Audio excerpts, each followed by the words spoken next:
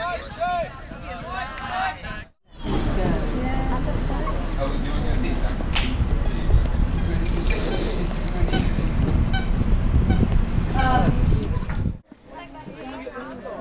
to remember my twigs in my hierarchy. Has he got his baby? Has anyone got his baby? There's Luca.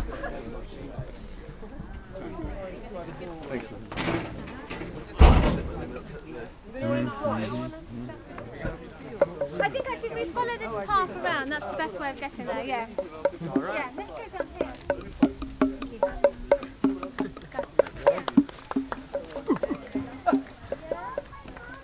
Rosie! Rosie, Ava! Ava, let's go! Is the bix the one? It's the bix.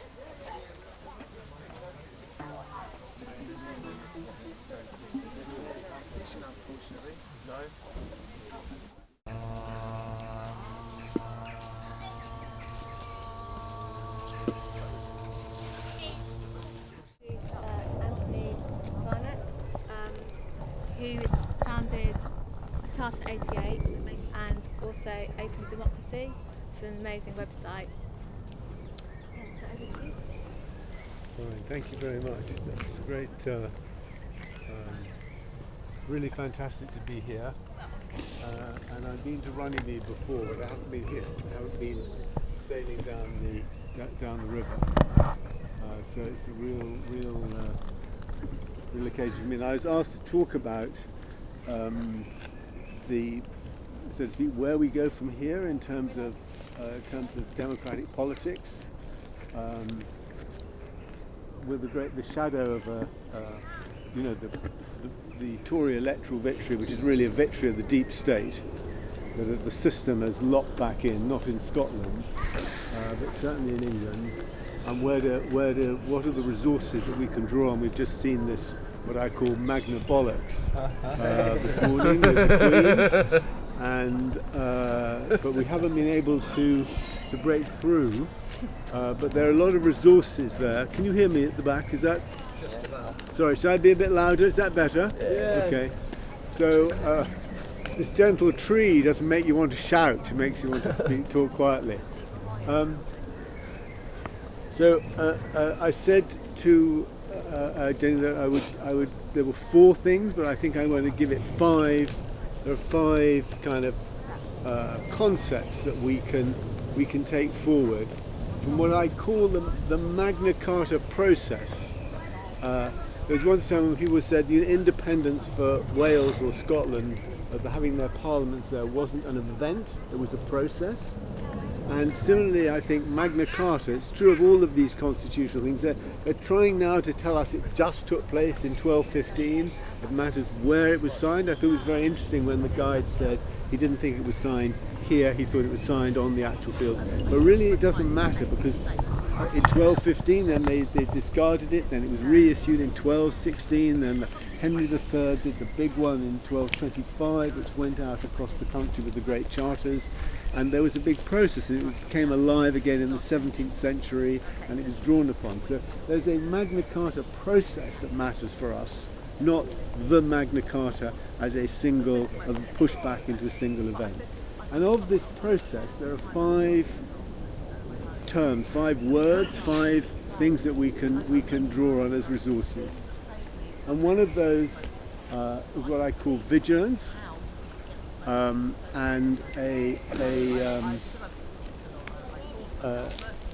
what I mean by vigilance there is that what Magna Carta showed is that what it legitimised is that it's right for us to take collective action against despotism. There was a despotic king, they rose against him, it was the barons that rose against him, but they organised against him, and they demanded and they secured their rights against the despotic power. And we now face all kinds of new despotisms in the kind of digital age we're moving into. They're trying to pass issues of surveillance, total surveillance on us, which is certainly a despotic power. They're pushing through secret courts into this country. Sorry, what's despotic? Despotic means dictatorial, a despotic, a single power which acts as I am powerful, therefore I am right, therefore I am going to impose my will upon you without your being able to hold that to account, or being, I am the law. That is despotism.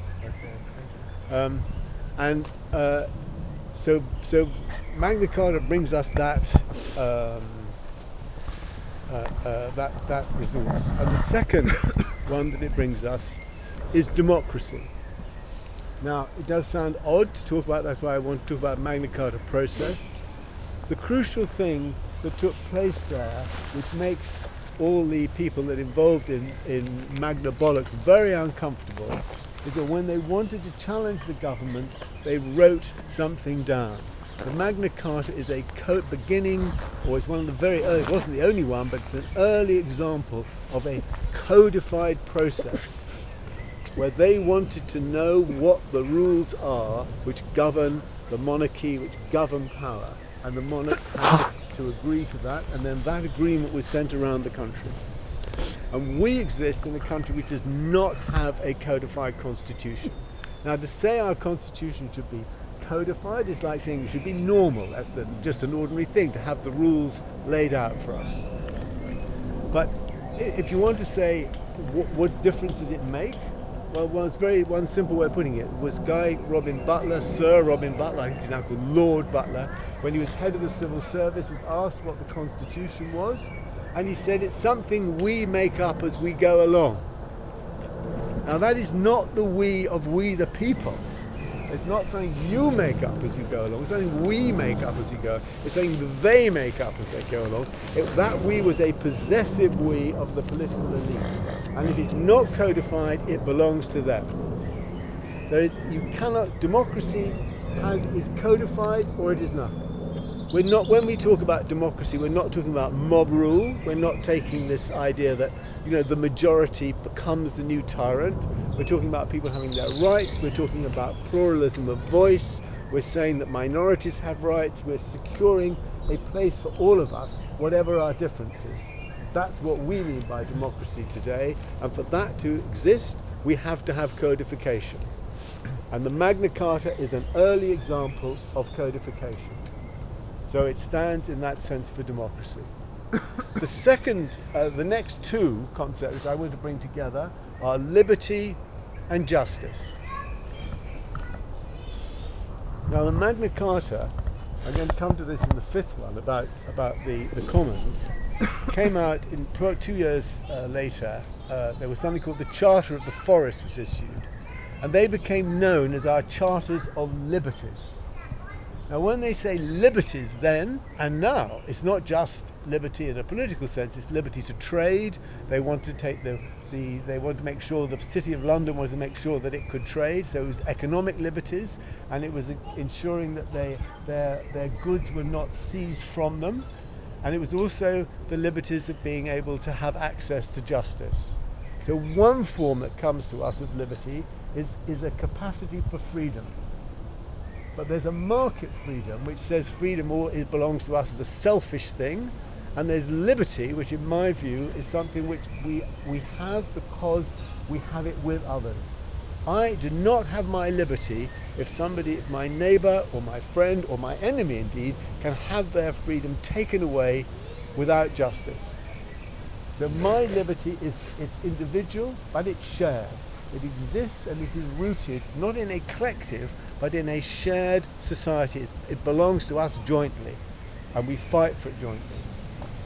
And that liberty is inscribed in a very early version in the Magna Carta process.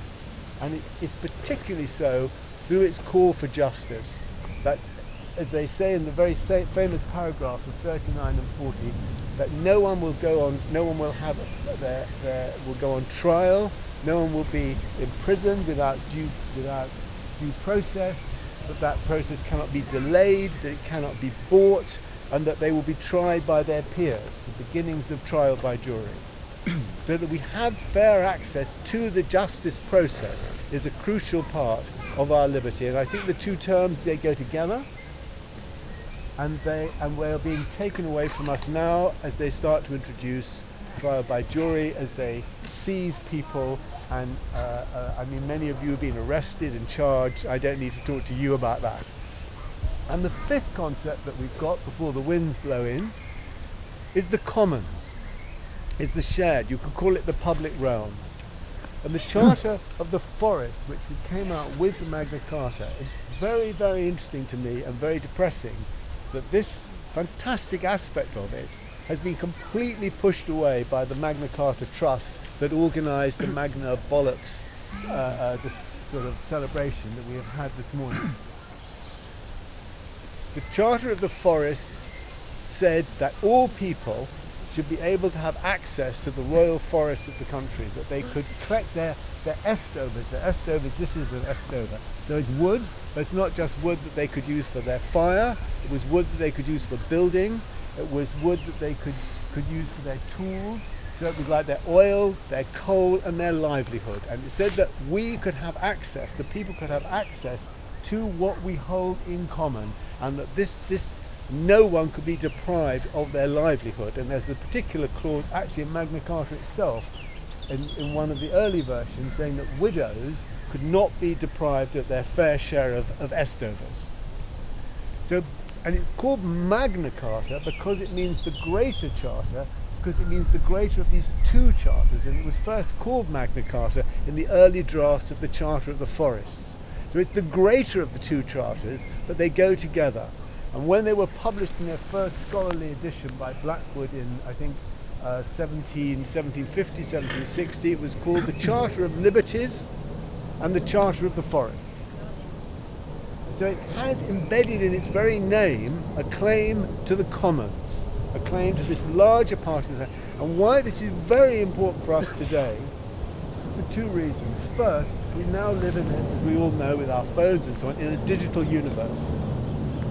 And this digital space is something we have in common. The commons is a social thing, it's not just a natural thing. Our great public squares, our air that is up there, now being traversed by a noisy plane, but also our digital space that we live in and that we exchange messages in. This should be a commons. And the new barons, the Googles, the Facebooks and the deep state are trying to control, to occupy and to manage that space. And there's therefore a new struggle for a new commons to hold that and to hold it for everybody. And that is a resource that we can draw upon, which goes back into that time, and it's one that it should be part of our Magna Carta process. It isn't what they want to celebrate, and they don't want to celebrate it both because they don't like the idea that there is a commons which doesn't belong to them, and because it is outside of the marketplace. It is not subject to the laws of neoliberalism. Its sense of where I am at the moment, there's a dispute over a big development which you've managed to stop, the community have managed to stop, and the council have put in a consultancy to look at the development, and we had a meeting with the developers, and the developers were saying, that the consultants were saying, where they're putting offices it produces value, and where there is a community centre it does not. And that's because their notion of value is money. And I said, look, you know, the community centre has a value. We're not going to allow value itself to be taken away from us into the marketplace. So the issue of the resource of the commons, the claim to the commons, the tradition of that claim and our capacity to renew it, which I think you are doing in the Eco-Village, that is a crucial part of the Magna Carta tradition. It's not been celebrated this morning. I'm very, very happy it's being celebrated this evening. So the last thing I would just say, those are the 5 resources, is when we look at this, we say, okay, well, what about, how do we sum this up?